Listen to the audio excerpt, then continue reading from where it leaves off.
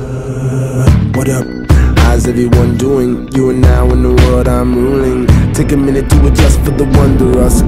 What's up, guys? It's Johnny Candido of Candido Training HQ. Today is going to be another Q&A. Now I'm trying something different in the titles, you can tell, where I'm only bringing up one topic and then it's always going to be the last question in the video and I'll have a timestamp on when that occurs. So let me know if you feel like that's a little too clickbaity, but the main thing is I really don't like having too much junk in the title trying to cram that all in. So without further ado, let's get into the first question.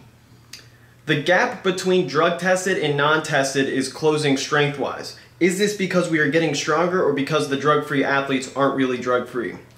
Okay, so for myself, I personally do not believe that it has to do with drugs, for my opinion, because the main reason always is going to be population.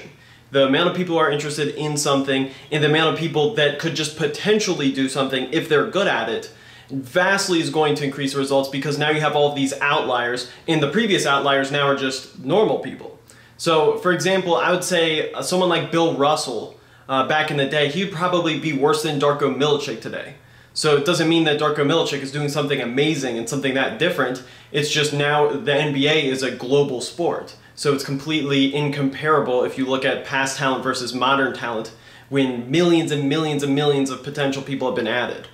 So that's really what matters, and powerlifting has come from such a small background that there's a huge amount of growth potential even now still, because percentage-wise it can change drastically just by adding a few thousand people. So for example, Raw Nationals, in 2013 it was probably 300 to 400 people and now it's 1,300 people. So if you don't think those results are going to get way better, then if anything it'd be almost weird if it didn't. So now as far as drugs, of course, people in the USAPL, a lot of lifters, have recently been getting busted, and you could argue that even drug use is also going to be a consequence of that. As more money and more incentive comes in, as it gets more popular, there's more indirect ways to make money off powerlifting. But I still think that that's not going to be the primary cause. And when we're looking at untested versus drug-tested powerlifting, something that you have to consider is that there's going to be a time lag. Because most people who are great in untested powerlifting actually competed tested before that. And also you'll notice that a lot of the best tested lifters right now are juniors. Russell's a junior. John Hack, I think technically is still a junior lifter. Brett Gibbs recently left, but when he was a junior, he was the best in the world at that time.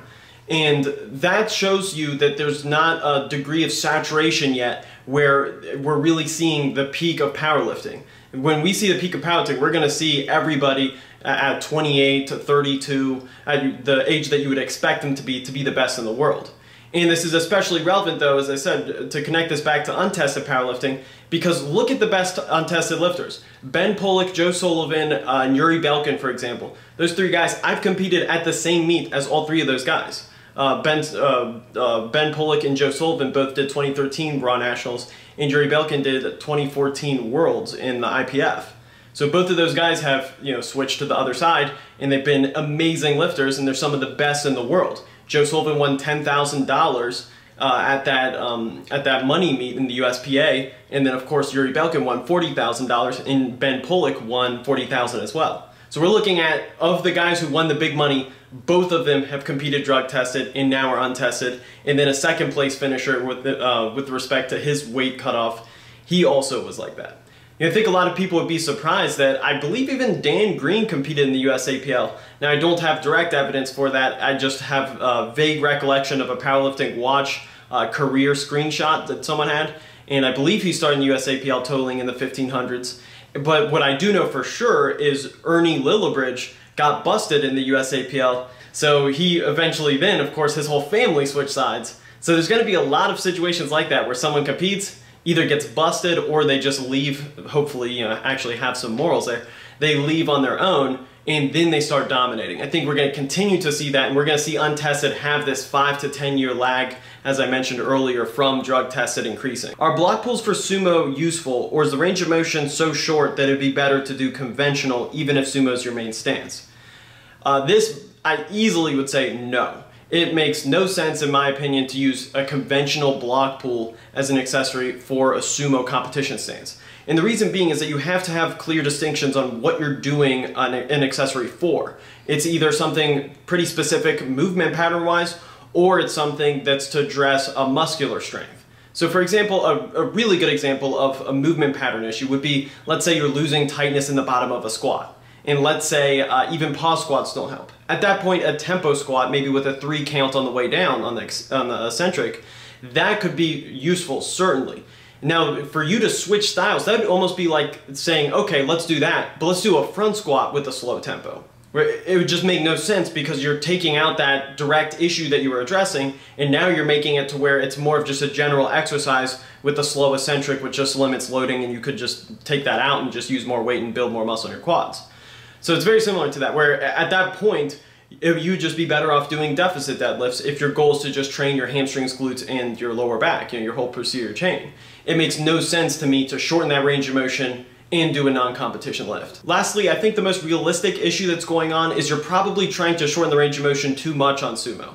If you do have a lockout issue or something that you want to address by shortening the range of motion, do it very slightly. That's why I only use one bumper, and I consider that a block pull. I would never consider at the knees or above the knees. You have to also consider the fact that once you have the sticking point, it's usually the point below that where the deceleration begins, and then the sticking point just reveals when it's at 0 speed, and then of course it goes down.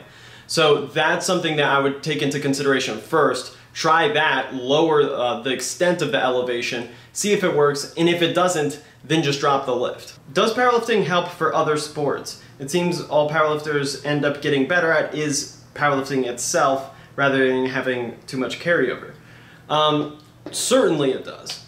Now, what I strongly recommend is that you follow Chris Beardsley on Instagram or check out his Facebook page, which is Strength and Conditioning Research. So he has entire infographics about training, for example, for vertical leap, and then he has the priorities, but then he also has very specific studies. So both has general mechanistic explanations in specific examinations of, let's say, a jump squat versus a barbell squat and seeing which one was more effective.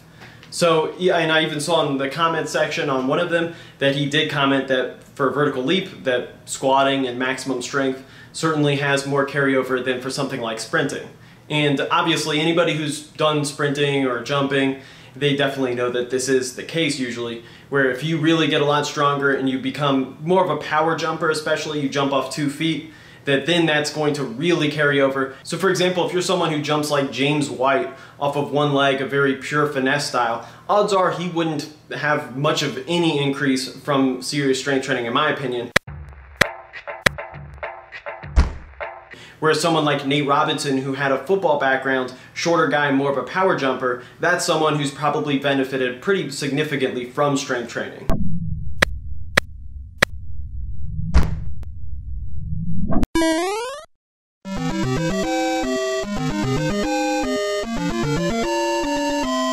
And it's really about rate of progress too. So if you're able to add 100 pounds to your squat, not dedicating too much time to it, then you're going to get a tremendous benefit because now you can train everything else around it too.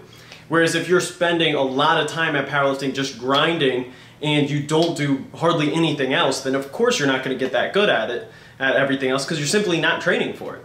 So I think a lot of times we actually underestimate how lazy we are outside of powerlifting, and we realize if we're not jumping 4 times a week, why should we be increasing our vertical leap? Because we're just not doing the activity that we're trying to get better at.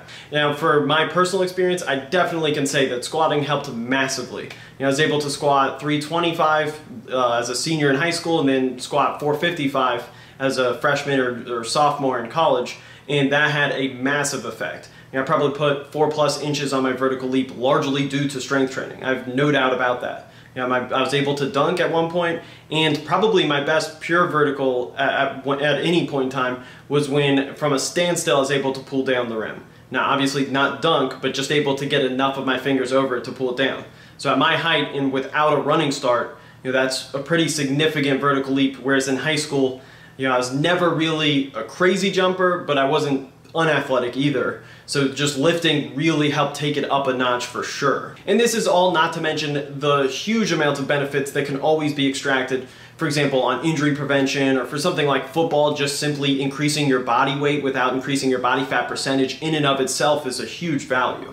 So there's so many ways which powerlifting can be useful, But the real answer is that you have to have a pretty fluid opinion of it. You have to look at rate of progress in relation to time put into that task, and you have to look at each movement as this unessential lift. Who is your one lifter to watch at nationals? Definitely Sean Noriega. He's just my favorite lifter in general, just kind of as a friend. And since Adam Hamden is a bit of a dead meme in powerlifting, Sean's all I got left. What are your favorite YouTube channels? As far as powerlifting goes, my top 3 channels are Calgary Barbell, Nick Wright, and Kevin Bowie. Now I will add one that's not in my top 3 because I just don't watch her as much, but I'd say Meg Squats is by far the most important channel I think that exists that's powerlifting based, because she is the only female that has that level of quality in her work, and that is irreplaceable. Now as far as YouTube channels in general, this is counting podcasts that are then uploaded to YouTube. It would be Sam Harris, Jordan Peterson, and Ben Shapiro. Of those 3, by far my favorite is Sam Harris. He's probably the most interesting person in the world to me because he has so much variety on his show where he talks about, a lot of people have seen the artificial intelligence talk, the interview with a guy who's the only head of the CIA and NSA at different times, and then an interview with Charles Murray. When you were out injured for ages, did giving up ever become an option for you? Absolutely. And I'm sure a lot of you would be surprised that the answer certainly is yes. It's to the point where my brother actually texted me saying that if I do give up on powerlifting, that whatever I do with my life moving forward, that he'll support me. And that was at a time where I was coaching a small group online still, but of course I wasn't making YouTube videos. So I really had no idea what I want to do in general if I want to just totally change what I'm doing, because I didn't know if coaching was going to be a little bit too frustrating just knowing how powerlifting ended for myself. I'll compare my peak before my injury and then the absolute lowest point after my injury. Come on! Come on now!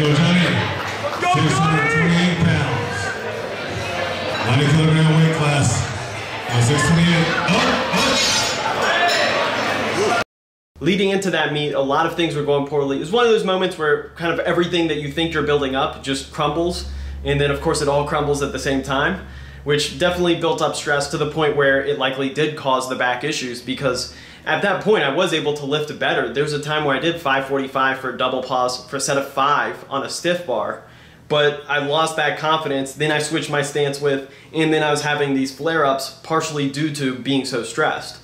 So for example, a month before the meet, now this isn't a big deal now, so you don't have to be worried, but my dad did tell me from Ohio, so I'm in Texas, so I don't have any real sense of perspective. All I see is that my mom's really scared because she has skin cancer. At that time I was having relationship issues too, being in Texas, really mostly living alone in my apartment, and not having any idea how YouTube was going to go when I eventually come back, and not knowing when I can come back due to my back. So it really was a very stressful time. But a lot of times what I experience in those moments is that it's just continuing to just exist and do something remotely positive, or even just following, mindlessly following the steps of each day, just going through the motions, usually helps things get better in time. Now, it might not be as fast as it would be if you were aggressive and a little bit smarter about it, a little bit quicker, but a lot of times you really don't have to do as much as you think before things clear up, at least in my experience. So something that does really help a lot too is that I come from a really tremendous family. Like I said, my brother is supportive, my parents are some of the best people really that I think I'll ever meet. And that always helps when your whole self-identity is kind of in limbo to some extent. But yeah, my family's grade A family. So I told Silent Mike this, what helped me by far the most was deciding that if I could only do a bench only meet, that I would still compete and I would still make videos, I would coach people, I would do everything and continue to push this. And when I made that decision, ironically enough, of course that helped my back recover, because now I lifted this weight off of me and didn't put so much stress on myself to hit certain numbers and to progress at a certain rate. So I'll leave it there as my next talking video. I will go over everything that helped my back, and I'll go over certain things I recommend, link certain things that I found very useful, and that will be a completely dedicated video, as I got a lot of questions about that too. So that's it, guys. Make sure to like the video, support the channel, subscribe if you haven't already. Thanks for watching, guys. Peace. Man, fuck a shooting star. Biggie died, they shot a star. Who you know in West LA? Bring that ruckus to MA. Jeez. Also, I forgot, another reason why I love Sam Harris is he has the best intro music. I can feel my mind expanding, my neurons connecting. Wake me up, Daddy.